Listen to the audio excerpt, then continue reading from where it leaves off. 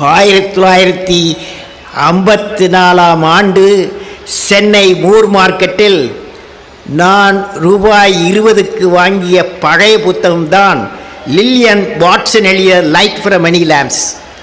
கிட்டத்தட்ட 50 வருடங்களுக்கு மேலாக என்னுடைய நண்பனாக இருந்தது அந்த புத்தகம்.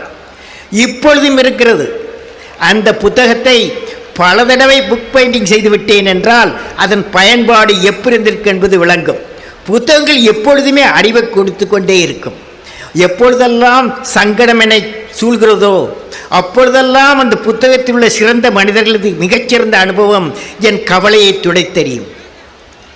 எப்பொழுதெல்லாம் மிக்க மகிழ்ச்சி என்னை கட்டில்லாத மகிழ்ச்சியாக மாற்றுகிறதோ அப்பொழுதெல்லாம் நம் உணர்வுகளுக்கு ஆட்பட்டு விடாமல் எனது மனதை சரிசமப்படுத்தி ஒரு நிலைப்படுத்தும் சக்தியாக நல்ல புத்தகங்கள் விளங்குகிறது.